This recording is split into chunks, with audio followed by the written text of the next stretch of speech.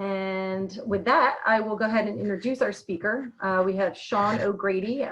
Some of you may know him as Professor O'Grady. He is class of 2004 from TCNJ. He is a dual major in both communication studies as well as business. Sean started his career out in national TV hosting.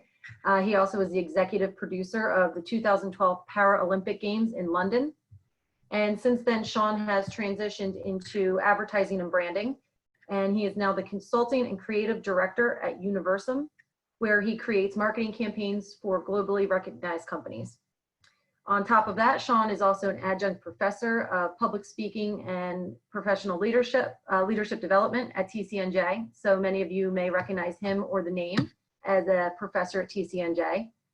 And if that's not enough on his plate, he is also a new dad, and he and his wife and son reside in Bucks County. So without further ado, I will turn it over to Sean to get started with his presentation. And thank you so much for being with us. Thanks for taking the time, Sean, and take it away.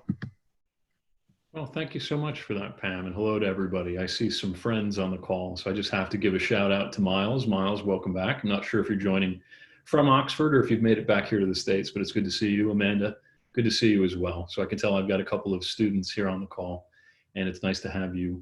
And it's nice to have all of you here. I'm going to take a little moment just to share my screen, so you're going to see a PowerPoint, and then we'll officially kick off. And here we go. Share that. Excellent. I want to minimize this. Again, thank you very much for that introduction. Just very grateful for the opportunity to be here with all of you this afternoon, and I hope that we have a lot of fun here together. So looking forward to an interactive question and answer session. And let me just make sure I've got my remote going. So here we go. I wanted to start with this quote from Eleanor Roosevelt because it applies to branding and applies to a number of the things that we're going to be speaking about today. And that is that no one can make you feel inferior without your consent. And that a lot of personal branding is an inside job. How you're going to position yourself and how you're going to position yourself into the minds of those individuals that you're trying to connect with. What we're going to do here is have a little bit of an introduction, take a look at the virtual hiring landscape from a quantitative and qualitative perspective. And I'll explain more about that. It's connected to what I do full-time when I'm not at TCNJ with the company I work for, Universum. And then we're going to talk through some evidence-based best practices for personal branding during COVID-19. So ways to get you noticed by individuals that you'd like to connect with. And then, as I was saying, a Q&A session where we can make this fun and interactive for everyone. So who the heck am I and why am I speaking to you today? Well, for those of you that I don't know on the call, again, my name is Sean. I'm an adjunct at the College of New Jersey. And as Pam said, when I'm not at TCNJ, I work for a company called Universum. Universum is the global leader in employer branding. And employer branding is linked to consumer branding, but it's a little different. Consumer branding, when you watch TV, you see commercials. When you go on Facebook or any social media site and you scroll through, you see ads. That's a consumer brand. An employer brand is why people would go to work for one of these organizations. And these logos you see here, these are just some of the companies that I work with, which is part of the reason why you might be seeing bags under my eyes. I came out of TCNJ back in 2004, went right into a career in journalism, had a lot of fun with that, migrated over to consulting, and now I'm involved in advertising and coaching. And it's my passion. It's what I love to do. But before all of this, and I shared this with the School of Business about a week ago, in 2004, I was sitting at Lions Stadium and I was on the field. It was graduation time. Dr. Cornell West from Princeton University was the keynote speaker that year. He received an honorary degree. And I was sitting down there with the communications majors, looking up at Dr. West. He was in the Matrix movies at that time and wrote this seminal book called Race Matters. He was a big deal and still is. And I'm listening to this fantastically successful person speak. I'm looking at all these people around me and I'm thinking, oh fudge, like Ralphie from A Christmas Story. And the reality was I didn't have a job. I just spent 4 years going to school pretty much round the clock because I was a double major. And what I did that night, and why there's a picture of Brad Pitt on the screen right now looking all jacked, is because I left TCNJ after graduation, went home to my parents' house in Toms River, moved back into the bedroom that I grew up in. So I was in my old bed, old paint, old everything. And I went to go see the movie Troy with my best friend, Nick.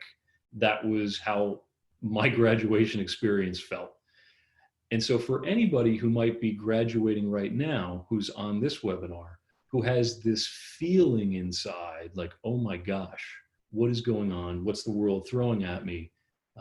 It's not where you start, it's where you finish. And as you can see from here, I'm not sitting in the movie theater watching Brad Pitt anymore, but it was kind of an okay flick, but I remember that feeling quite well.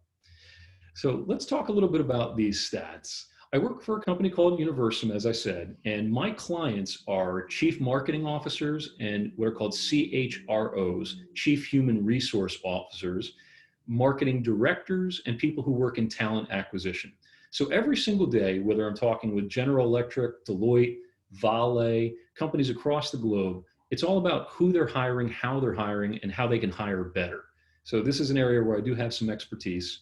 And what we recently did, we did this survey. We asked people, like I just described, the hiring managers, are they hiring, yes or no, and what's going on? Not going to share any specifics, but I just wanted to give you a little bit of a contextual landscape to showcase or to kind of move into our talk about personal branding. So we looked at a survey response of 120 employer branding leads and talent acquisition directors across all different industries. And the survey took place between March 25th and April 8th. So this is super recent data. And for you folks who, again, who may be graduating now or graduating soon, we straight up asked them, what's going on with your hiring budget? And you'll see 2% increased, 58% remained the same, 17% on hold, 9% were shift or allocated, and that 15% reduced or eliminated. So that means 85% of major companies that we've been speaking with are either remaining the same, increasing, on hold, or allocated. That's fantastic news for people who are coming out of college. And when it comes to internships, so for those of you who aren't graduating this year but are on the call, many of the companies that we spoke with, so those over 120 that we spoke to, they're just deferring start dates into the summer, about a 50-50 split on conducting virtual internships, and only 18% of those 120 employers said that they were rescinding offers. So 82% of chief human resource officers, talent acquisition directors say they're going forward with internships. That's good, good news. I broke it up for you just by industry in case you're interested, and if you're hearing some screams in the background, that is my 2.5-month-old son, and I promise we are good parents. He's just in that state of life. But I just wanted to put this out here so that you could see kind of a breakup depending upon what industry you might be interested in, since I know we have a multidisciplinary audience on the webinar today. This is of interest as well, and it comes right back to what we're going to be talking about in personal branding, is we were asking companies, well, how are you communicating with your employees now that we're in this work from home COVID-19 environment? Traditional email was at the very top, but then you've got Microsoft Teams and Zoom, the platform we're on right now, at 55% above phone, which means more people are going to a format like this than they are picking up their cell phone. And right beneath that, at 47%, you've got Skype, and then WhatsApp, which is very big in Latin America for communication, and then WebEx, BlueJeans, Workplace. These are different video formats. But what you're seeing there is this advance in Teams and Zoom, which plays right in to personal branding. Last thing I wanted to talk about was just some qualitative feedback. So that was the quantitative feedback. And I shared this with the School of Business last week as well. And that is, I had the opportunity to speak with the global head of recruiting for Ernst & Young, as well as the global head of early career development at General Electric. And what Julie at General Electric wanted to convey to the students on this call and the alumni on this call was that right now with COVID-19, pounding on the door doesn't necessarily mean that you're going to shake out new opportunities. So if you're badgering recruiters or constantly sending in emails, it may simply be that they're trying to figure out what's going on right now. They were saying the better thing to do is to engage with companies on LinkedIn and follow on social channels, which ties directly to personal branding, and we're going to talk more about that. Julie at GE also said joinhandshake.com. This is something that I spoke about with the TCNJ Career Center as well. We're going to talk more about that in a little bit. And this idea of taking a long-term relationship building perspective with employers and recruiting managers, which is all about personal branding. On the EY side, I spoke with Dan Black, again, the global head of recruiting for the company. And I love this point. He said, volunteering now will look very impressive in 3 to 6 months. Cool, because that could tie into your personal brand. Focus on developing transferable skills, update your digital profile and your digital shadow, which we'll talk a little bit more, and thinking about a latticed and creative approach to your short-term career. And ultimately, Dan was saying, to everyone, regardless of age range, regardless of where you are in the hiring process, cut yourself a break. I can attest again from talking with different hiring managers at major companies that they are all trying to figure out how they're going to be connecting with folks during COVID-19. They are iterating, they're trying things, and they're looking for college students and alumni like you to interact with them, which means you're in a fantastic spot.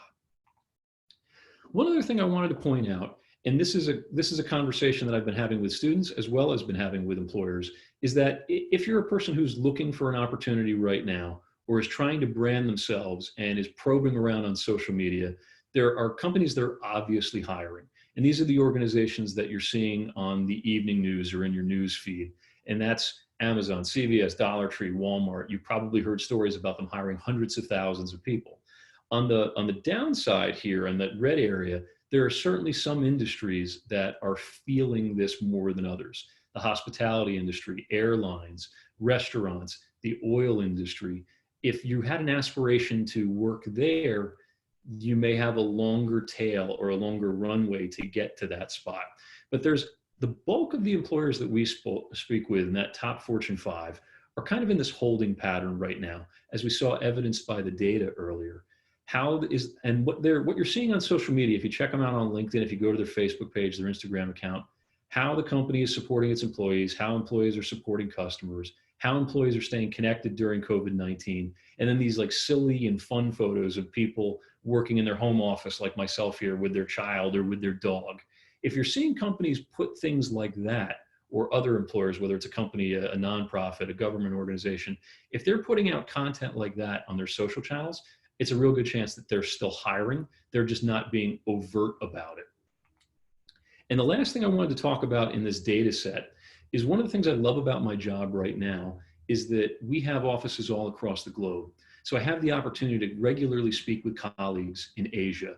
And for me, that's a little bit like looking into the future, because in China specifically, they were feeling COVID-19 in January. And we've just been 5 to 6 weeks behind them as it's been migrating westward across the globe. And what you're seeing here, I don't expect that anyone's going to be able to read the Chinese writing that we have on screen. But what I wanted to point out is that our Chinese colleagues at Universum were saying about 2.5 months ago, 3 months ago, when the outbreak began, content from companies was focused on corporate messaging, donations, government and society, and then like frontline employees. And at the peak of COVID, about a month and a half ago in China specifically, companies were showcasing how they support their employees, customers, and communities while working from home. Sounds familiar. That's where we're at right now in the United States. And the aftermath in China, which is beginning right now, so this is current, their content is now focused on coworkers going back or employees going back into the office and how organizations are providing a safe environment. I can say that my Chinese colleagues had face-to-face meetings for the first time this week. They were distant, they were across the room from each other, but they were physically in person in the same building. And that gives us an awful lot of hope as we go forward in the personal branding space. So personal branding, for those who may not be entirely familiar, you've probably heard me say the word at least 10 times at this point.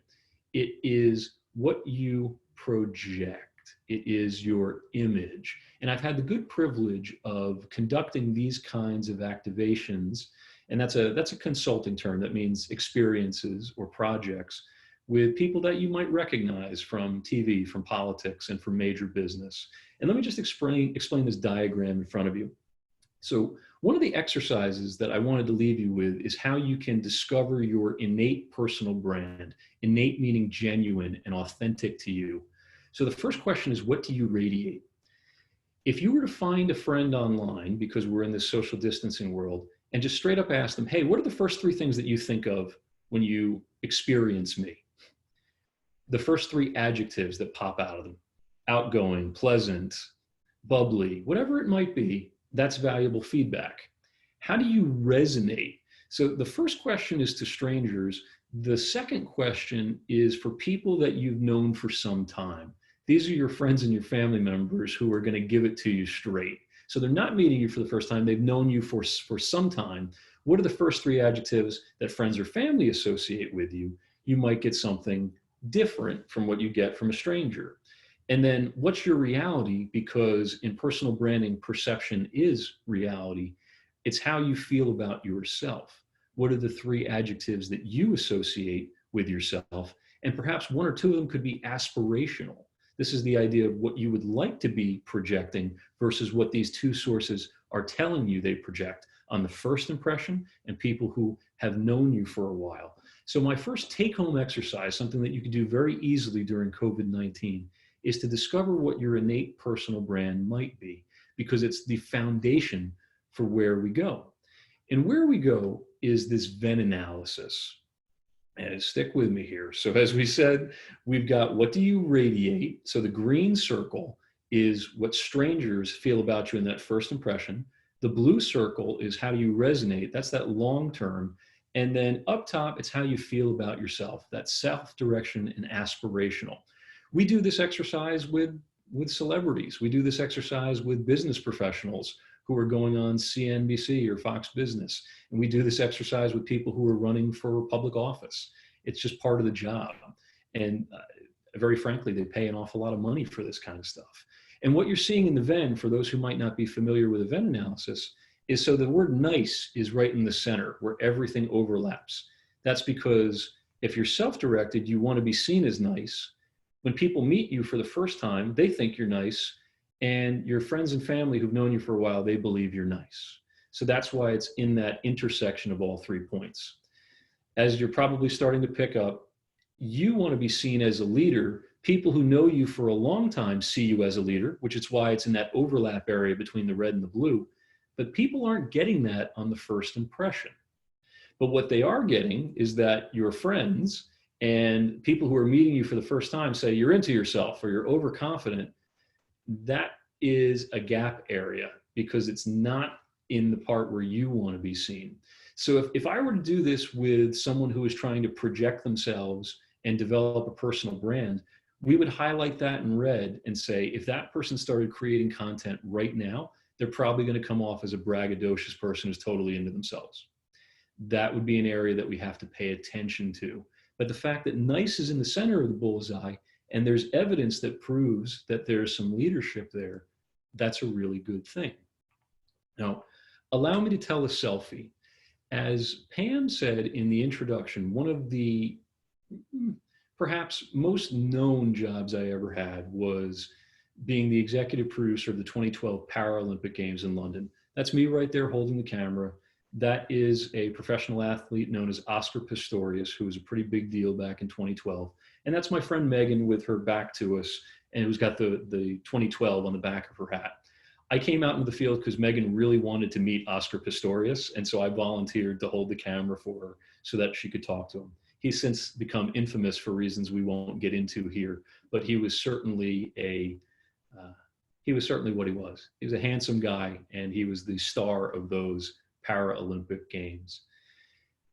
In the intro, we mentioned that I migrated from broadcasting into advertising, and that's a very polite way of saying I got myself fired.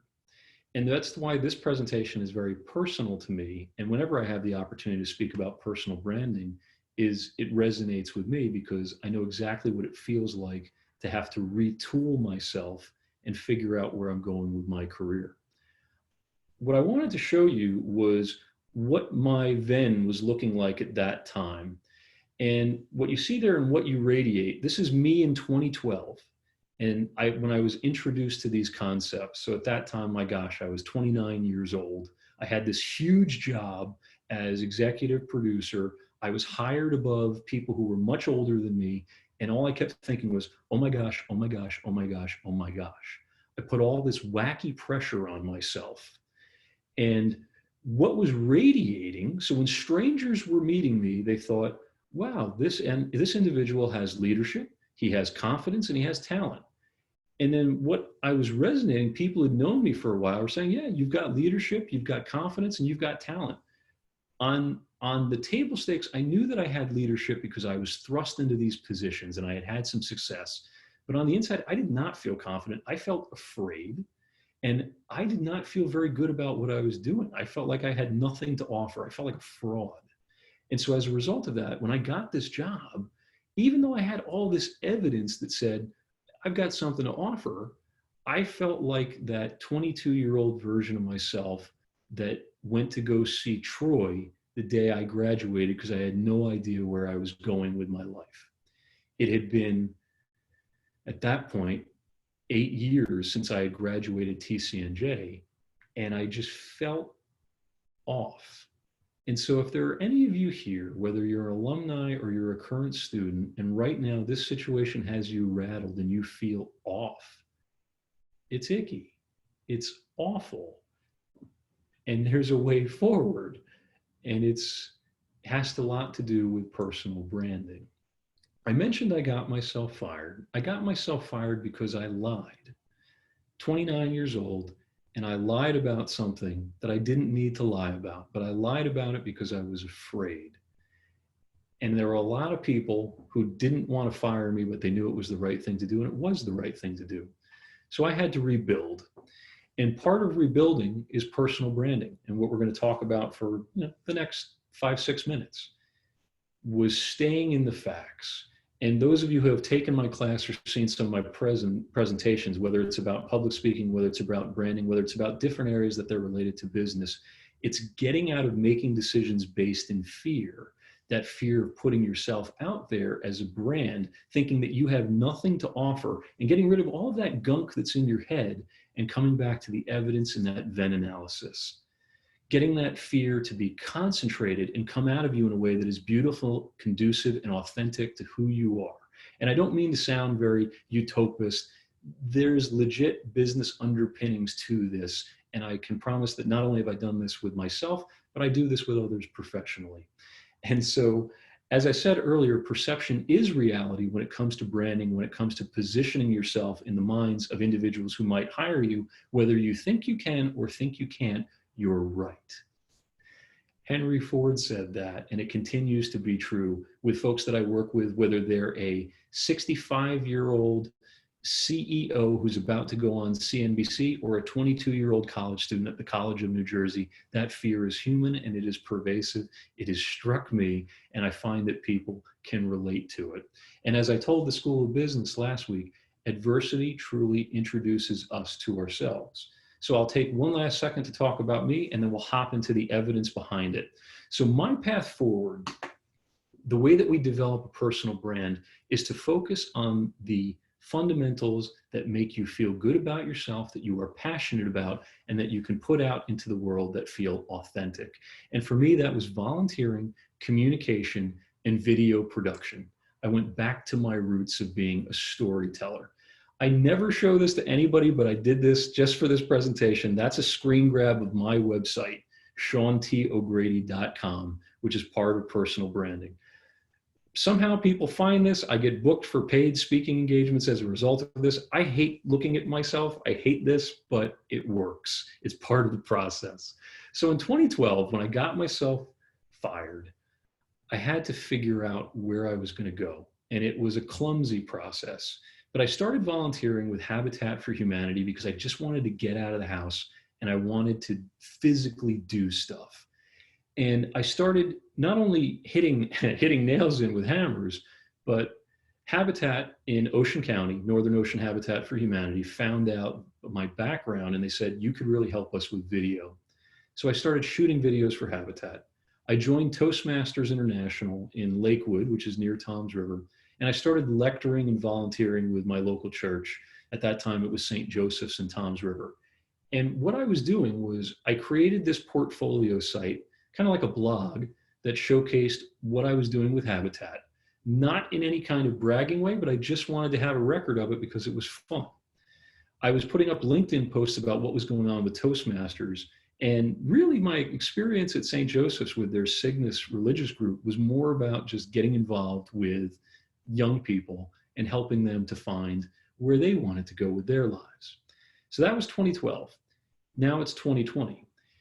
I'm a professor, or what is my title? Assistant adjunct professor at the College of New Jersey because of what happened in 2012.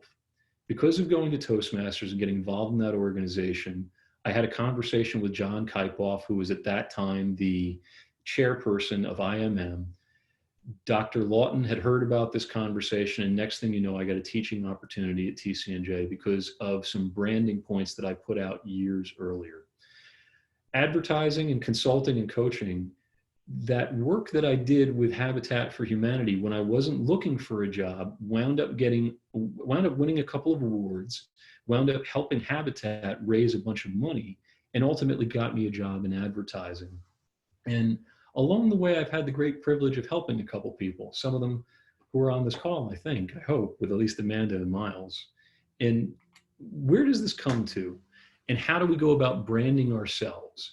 If you are a college student or a recent alumni, the single best place that you can brand yourself to advance your career is LinkedIn. Now, the do's and the don'ts. The do's: digital profile and shadow research. This is what Dan Black was talking about at Ernst & Young. The first thing we want to do is Google your name. Google your name, and if you have a common name, Google your name and TCNJ, or Google your name and where you grew up. So for me, it would be Sean O'Grady, Tom's River. When I Google Sean O'Grady, there's a famous boxer from the 1970s. He owns SeanO'Grady.com, which is why I own SeanTO'Grady.com. I found out early that I had to differentiate myself from this guy, because if anybody Googles me, I look like a boxer from the 70s. Thankfully, we look nothing alike, but that's part of the digital profile. And the digital shadow, which Dan was talking about, is your social media profiles. Most individuals won't cop to this, but when you go to start applying for jobs, one of the first things recruiters will do is check out your social channels. Technically, they can't say that, but it happens. And so it's incredibly important that if you have some photos of things that you did while you were in college, you can supplant that by putting out some content that shows your bliss and that passion we were talking about earlier. Do that simple Venn analysis. So that was that activity I showed you earlier. Just doing this and asking these questions to people that you know and people that you don't know in the stranger exercise, or kind of like a near relation, that's going to help you to kind of understand where you're leaning. Establish your North Star. Again, for me, it was, hey, what are the things that just make me happy? Volunteering, communicating and helping others to communicate, and just getting involved in video. Those are things that I would do whether you paid me or not. That's a really good idea to focus on that as your North Star, your guiding light for what kind of content you can create and what your brand is all about. And then establish your audience. I presume for this presentation that it would be recruiters, people who could potentially hire you. But think about who your audience is and what kind of value they would get out of any information that you would put out on LinkedIn. Secure your platforms. So just like how I bought SeanTO'Grady.com through 1&1, which is just like GoDaddy or any place where you can buy URLs. Is it a portfolio? Is it a website? Is it a blog? Is it securing social media channels or creating a separate Instagram account specific to something that you do? It's just something to think about so that you secure those and you own those and you populate and develop your audiences there. And ultimately creating photos, copy, and videos, and keeping it fun and simple. Anyone who's ever tried to do something like this will tell you, whether you're a blogger or even if you're just an Instagram person, if it starts to feel like a job and it starts to feel painful, that's going to communicate through with what you do. If you keep it simple, if it's simply a post a week or a post every 2 weeks, you're still building up a library of information that backs who you are and associates you with the topic. You don't have to go gangbusters posting something every single day. In fact, that's probably a recipe for disaster. Be authentically you. I see this a lot with some of the younger folks that I work with. When I say younger folks, again, knowing that I have the opportunity to work with individuals who capture public attention, we'll say. And when they're stretching, when they're trying to be something that they just don't fit, people feel that. They feel that, and it feels just as interesting as if you're communicating in person. That inauthenticity comes through online. Measure and A/B test your material, if that's a term you're not familiar with. So let's say, for example, you want to brand yourself as someone who is great at video production. I think there might be somebody on the call who's interested in that. You can start putting up little videos on LinkedIn, but watch how your engagement stats are. So after about a week to 2 weeks, record the number of likes, record the number of shares, record the number of views in an Excel chart or a Google sheet, somewhere where you can keep track, and do that for each piece of content. Usually 1 week to 2 weeks is a good period of time because that gives you your full organic reach. And by A/B testing, that's option A and option B. So if you put out a piece of content that was a video the first week, and you put out a piece of content that was a photo the second week, and the photo got 5 times as many views as the video, that's an A/B test. That's telling you that option B, the photo, performed better. You may want to focus your content there for your audience because that's what's resonating. And always think long-term. That's what all the data has been saying right now. And my own experience is when I started putting material online, when I started branding myself, it took about 3 to 4 years before fruit started to bear from those activities. But as Dan Black said from Ernst & Young, he said, people who volunteer now during COVID are going to look very interesting and exciting 3 to 6 months from now, as opposed to people who just kind of hang out. And then cultivating mentors and relationships. This is connected to some of the resources that are available right here at TCNJ. And what we mean by that is finding people at companies and places that you want to work, direct messaging them, private messaging them, or just straight up commenting on something that they're putting on Instagram or something that they're putting on Twitter or LinkedIn, and saying, you know, hey, my name is Sean. I'm a student at the College of New Jersey, and I'm super interested in your organization. Could we do an informational interview? That's pretty slick, because an informational interview is the worst thing that person could say is no. And two, the best thing that could happen is you've just made a long-term foot in the door relationship with somebody who knows that you're interested in their company. And when I say don'ts, you'll see that I purposely blocked out this person. And this wasn't me picking somebody or harping on somebody. I simply went into my LinkedIn feed and found the first person that gave this example. This individual posts a photo or video of herself every single day on LinkedIn. And if you were to leave this presentation and Google personal branding do's and don'ts, so if you straight up did that, Googled personal branding do's and don'ts, everything that you're seeing here, albeit without these coverings, is what you're doing wrong. And even though this person is getting some good views, they're certainly better than 0. If we go back to that Venn, and what are people going to associate with this individual if all they see every single day in their LinkedIn feed is a picture of this person? I recognize that some people want to be movie stars. I recognize that some people want to be lead singers. And I recognize that some people want to be the next Tony Robbins or motivational speaker. I don't begrudge those individuals. But people that want to do something more in the line of accounting, or we'll just say any other job outside of trying to be the front person of a band, if all you're doing is posting yourself and pictures of yourself and videos of yourself, constantly talking about yourself, we're projecting ego and alienating value and connection. So again, for anyone who's thinking about getting involved in personal branding and putting content out there, think about your audience, think about your bliss. I'm not saying that you can't feature yourself, but you shouldn't be the star of your own show 24/7. It should be some kind of communicative relationship that presents topics and ideas about something that you want to be associated with to that audience. There's a line. And again, I'm not trying to pick on this particular person, and I went to great lengths to hide the identity. Just know that there is that line, and everybody has to learn that line for themselves. As we're coming towards the question and answer session, I know we kicked off a little late. What can we do right here at TCNJ that can help you? I spoke with Shannon Conklin. She is your Career Center Director excellent person. We had a great conversation.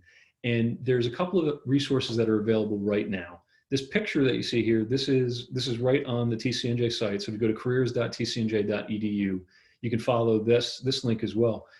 They have a COVID-19 career resources. I actually showed this to some major employers that I've been speaking with this week because I thought this was super slick. The TCNJ is just throwing up resources in an active blog or wiki format. And there's a link on there to 500 companies that are hiring right now in the greater New Jersey area. Super cool. One of the biggest things that TCNJ can also do for you is Handshake, which, interestingly enough, General Electric, the company that was the longest listed on the Dow Jones, it was recently knocked off, but we're talking about a 100-year-old company. We have the person who's in charge of early careers at GE, where thousands of people get their start, said join Handshake, and the TCNJ Career Center allows you to join Handshake. Handshake is a platform that allows you to brand yourself and to connect with potential employers and recruiters.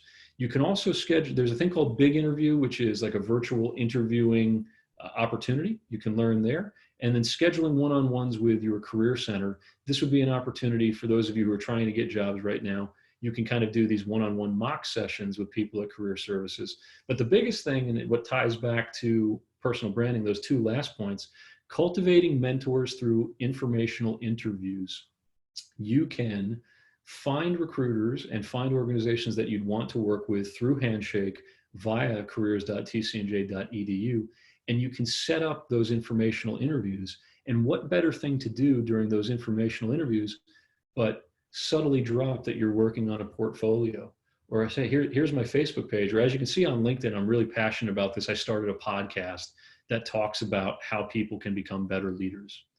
That stuff is going to make you stand out from others who are applying for that same job. One last thing that I'll say about Career Center, and Shannon and I had spoken about this, and it tied back to what Dan Black was saying at Ernst & Young, that recruiters and people who are involved in hiring are trying to figure out this new COVID world. They are iterating. They're trying virtual info sessions. They're trying virtual meetups. They're trying these panel discussions. And the key thing is they're trying. They want students and alumni to come to these because they're probably even going to have you take a survey. What better way to meet a recruiter, to get into the door at a company, than to attend an information session and provide them with feedback and begin a dialogue with the recruiter where you can say, oh, by the way, here's what I've been doing. I've been volunteering with my local church and helping to provide food to folks during COVID-19. You're going to look like a rock star. It's a great way to go forward. Now, I can't say enough about Handshake and the Career Center. If you get a chance, please get involved with the Career Center by following those links and signing up with Handshake, because it is going to help to differentiate you.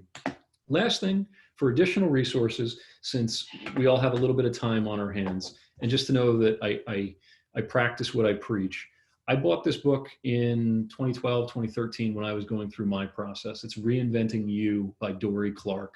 Whether you need to be reinvented or you are inventing yourself and your brand for the first time as someone who may be coming right out of college, this is a fantastic text that walks you through step by step in detail many of the things that we covered here today. I'm also a big fan of an oldie but a goodie, Dale Carnegie's How to Win Friends and Influence People. Mr. Carnegie's work is still very active today, and there's a number of different centers around the country that will offer his services. Toastmasters, of course, I'm a poster child for that organization. It is an international public speaking and leadership development organization. It's done well by me. I always feel like it could help anyone with their brand. Norman Vincent Peale's Power of Positive Thinking and the 7 Habits of Highly Effective People by Dr. Stephen Covey, all good resources for people who are trying to figure out how they want to build their brand and their image going forward.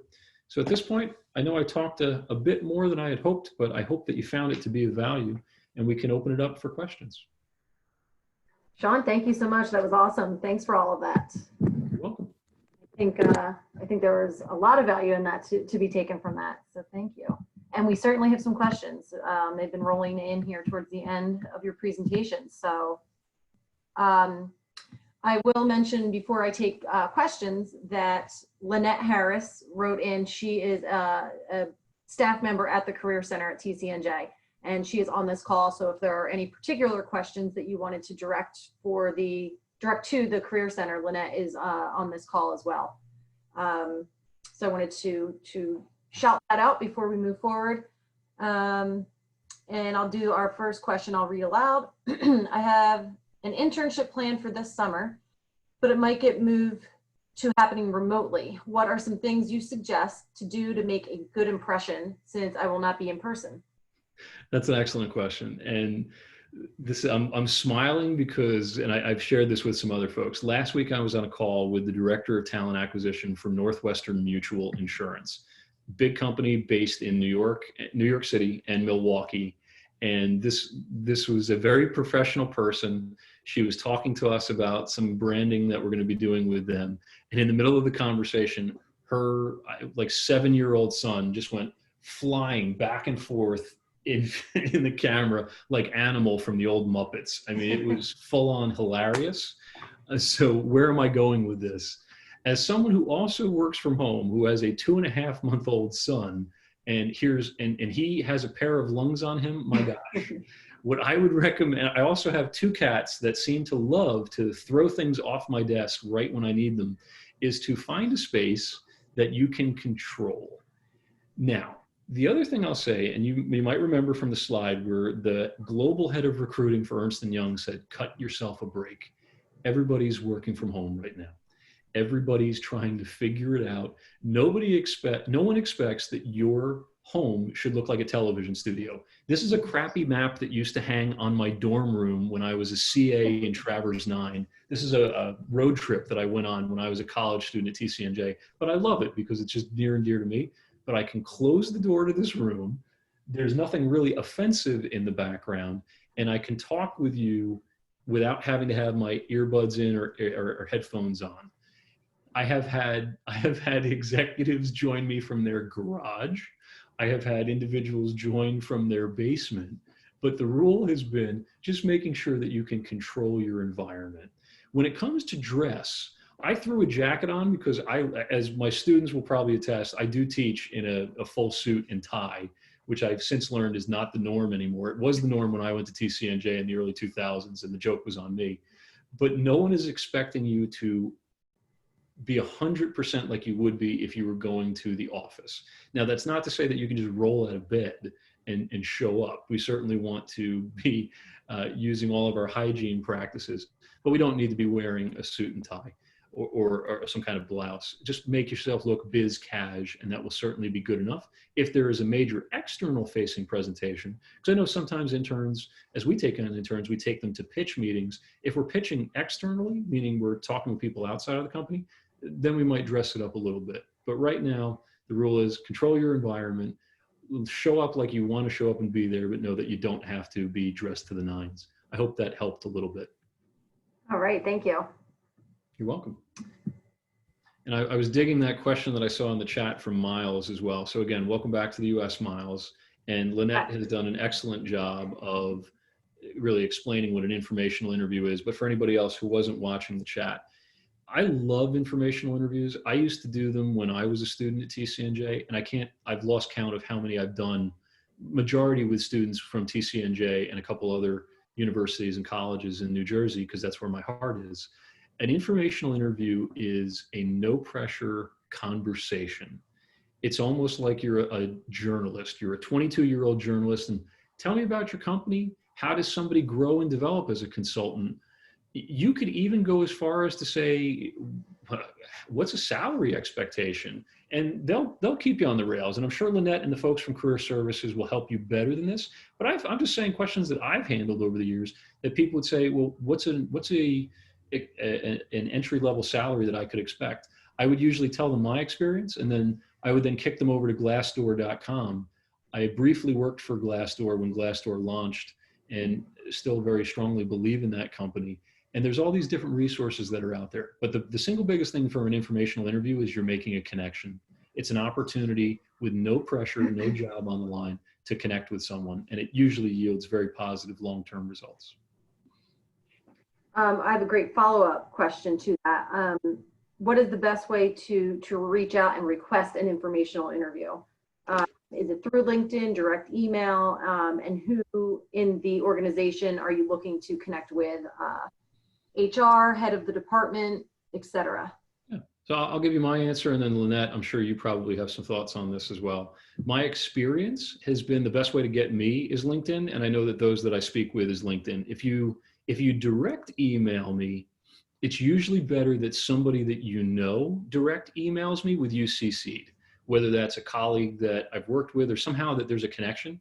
Because if it's just a straight email, sometimes that might just get lost in the shuffle because I get so many emails in a given day. If it's a straight cold, there's two paths there. Handshake is going to give you a little bit more firepower because those are recruiters that are connecting with the College of New Jersey and want to be connected there. So that would be an immediate one. And again, I'm sure that Lynette or anyone from the Career Center can help you on that. The other way would be just going through LinkedIn. If you were to search, I'll just use Deloitte as an example because I'm well familiar with them in my time working there. If you were to go to LinkedIn and search Deloitte or put Deloitte talent recruiter or recruiter in the search bar, people's names will pop up. When you expand their information, you will see ways to connect with them. So whether that's through InMail, and some of them even put their social channels as well as their email addresses right there because they want to hear from students. Those are all perfectly appropriate ways to connect. And it's a recruiter's job. They get paid and oftentimes get bonuses by bringing in quality talent into organizations. They want to have conversations, and they certainly want to have conversations with students from TCNJ. I forgot to mention that when I mentioned to Dan Black, the global head of recruiting at EY, I said, oh, I'm an adjunct to TCNJ. I'm going to be doing this webinar. He goes, oh, I know TCNJ. We hire a ton of people from there. The global head of a major company goes, I know TCNJ. What a great position to be in. Well, that's certainly encouraging and optimistic to hear. That's great for all of our students on the call. Let's see. All right. Do you have any suggestions of where to find virtual panels or virtual events to attend? Yes. Handshake would be one of them. So that's the TCNJ route. The other route would be, so let's say, again, I'll just use video production as an example, but you could be with any industry. Let's say you want to get involved in studio work or TV or production. I would recommend following Disney on LinkedIn, Instagram, and Facebook. I wouldn't bother so much with Twitter. The big three are going to be, so Handshake should always be the first place you go. Then, because that is an internal TCNJ resource and that gives you the full firepower of the Career Center. The next step would be LinkedIn, Facebook, and Instagram, because that I can attest, again, with what I do full-time at Universum, that is where major companies are spending their money. And if you were to follow organizations there and they're putting up virtual career fairs and they're putting up virtual panels, you're going to see that content by following it on those sites. Some of those organizations are spending up to $10,000 a month advertising on platforms like Facebook and Instagram just to connect with college students like you. So the single biggest favor you could do yourselves is to follow them. Very good. Thank you again. You're welcome. I'm warmed up, guys. What else we have? Yeah, I was going to say, do we have any others coming in here? And certainly feel free to turn your cameras on and join your audio if you want to join us face to face, so to speak.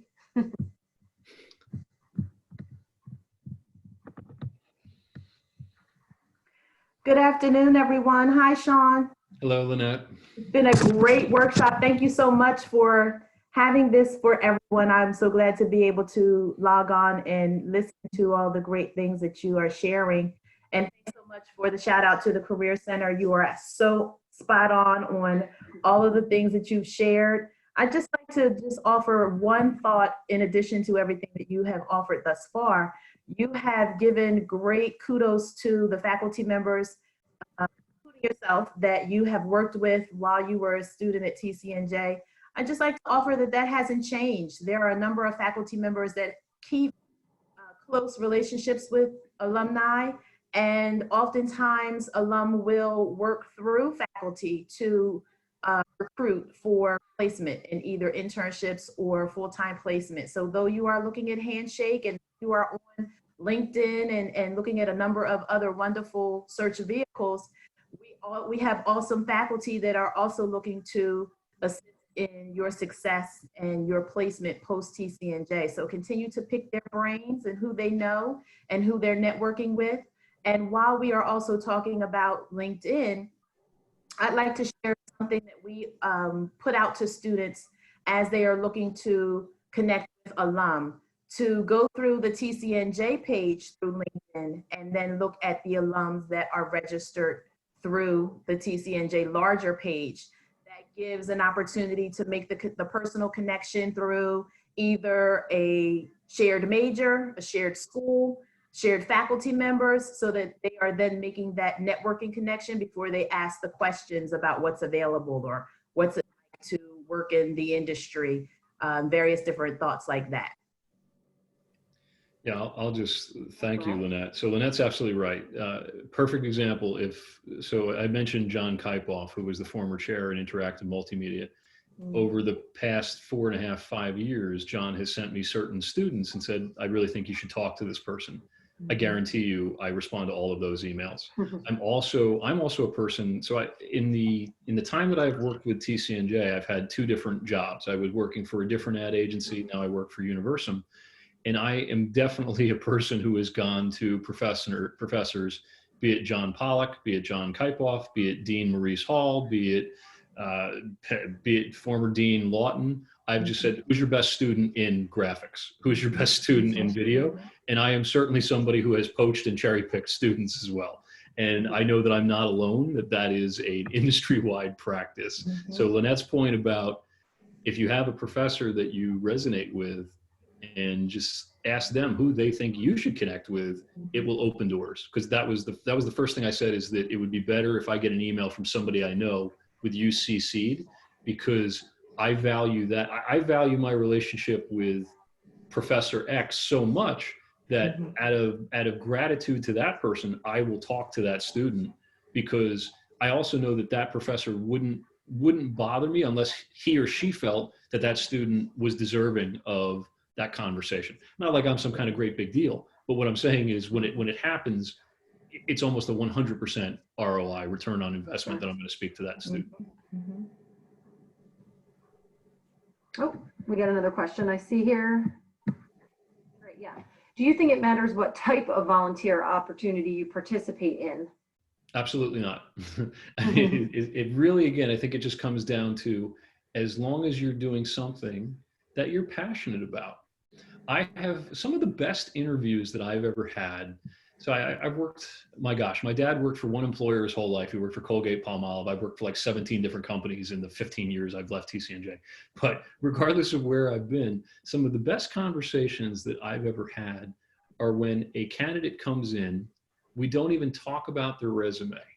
We have a behavioral style interview, and they just start talking about what they're into and how they built this. And what that illustrates for me as a potential employer is, what's this person all about?